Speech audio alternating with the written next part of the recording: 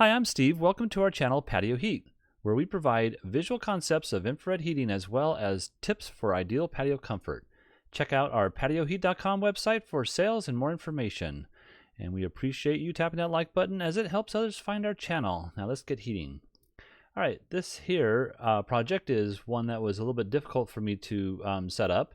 So that's why it's kind of bland here. But in any case, we had a couple of different elements. So we have a level attachment here to the house, and then a level beam coming across here with some, I'm going to call them joists, I guess, coming across this way, or maybe they're rafters. In any case, my program wouldn't allow me to finish this off properly on top, but the lines I think are all proper.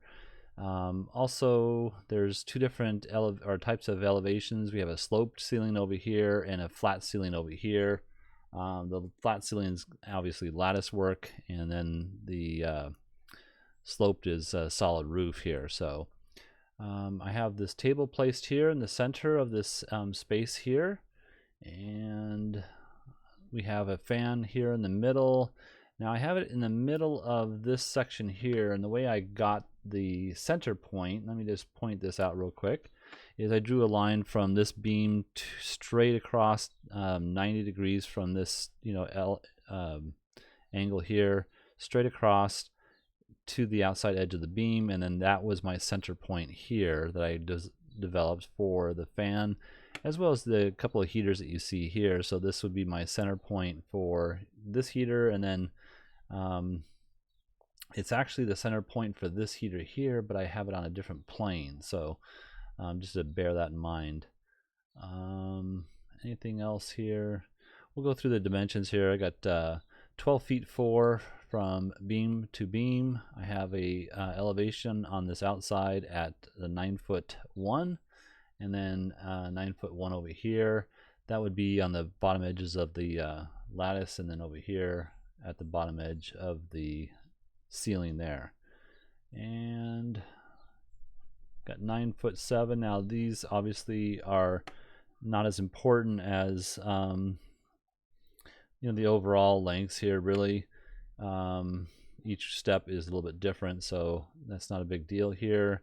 I think we pretty much got in line with what we need over here. So the elevation on the ceiling inside here I have at just at 9 foot 4. It says 11 16ths.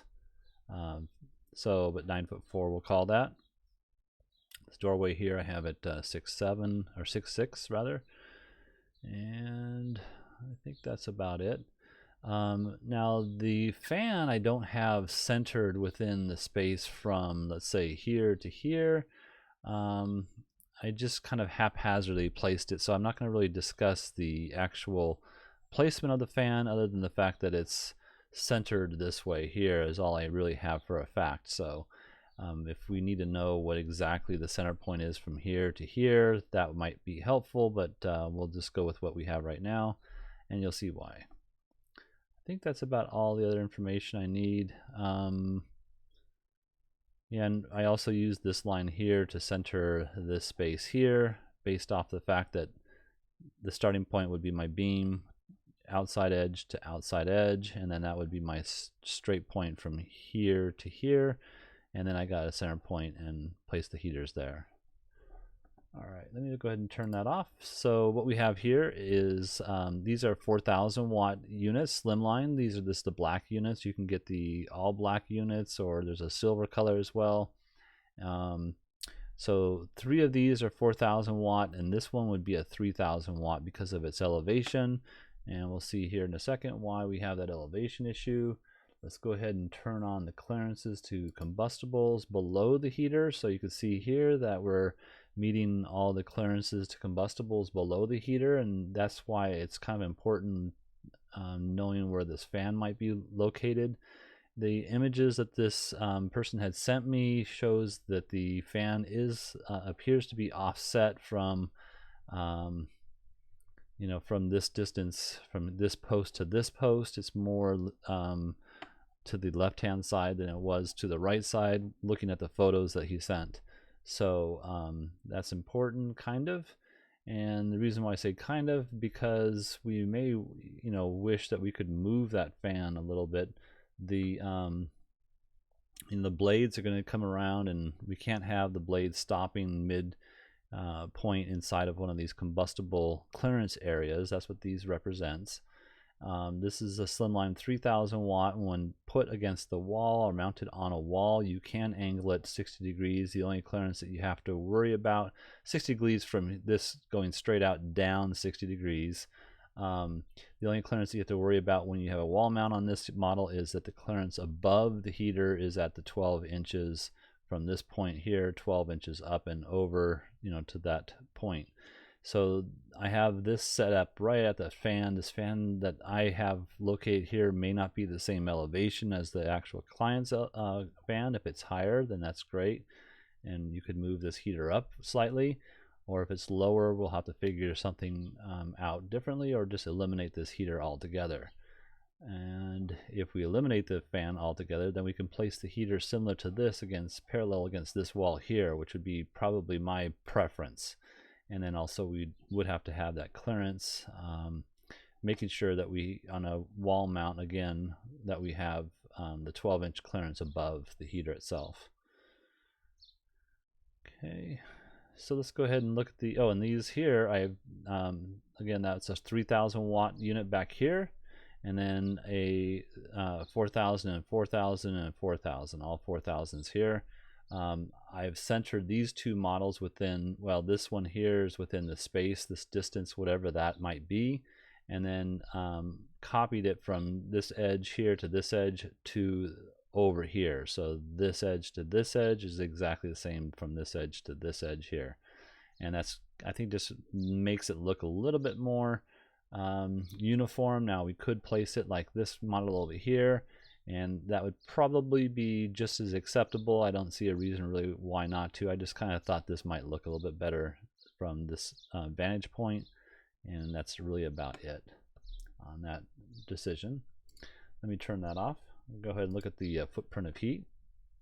So footprint of heat, you can see that we're heating up both areas fairly well with all these units, and we got some nice overlapping here. In fact, there's probably more than you really would want, so you might even consider a 3000 watt on these two units here, and depending on what the usage, you might just consider one unit. So I'm not quite sure what that answer might be, and especially if you have it going parallel with this beam going across here, then you definitely would want the 2 units, because you wouldn't get the throw that you're really looking for from the one off to this edge. All right, and you can see here at this 30-degree tilt as well on the left-hand side here, going parallel with this beam. I got 6 inches of clearance back here, and we have pretty good coverage throughout this whole space. Now I just want to give you an example. If we eliminated this particular unit right here, you can see that it appears as if this one heater would heat up this area just fine, although we're really the light wave hits the table, the object, so anything that's mass, it'll hit that object and absorb into that mass, and so further down as it travels, it's not really going to hit your body because it's being absorbed into the table. So if you're sitting over here, your upper torso might feel comfortable. Your head's going to be probably outside of the ray itself. That's why I like the other heater over here. And again, if we can eliminate this fan or move the fan, or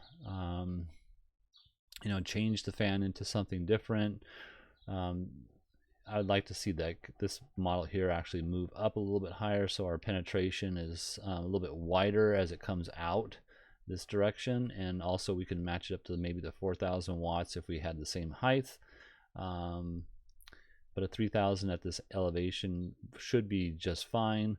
Now you'll want to check with your local codes with regards to how low you can put an electric heater. Some codes require that it be located no lower than 6 feet, and some are even higher than that, so you want to check with your local codes. All right.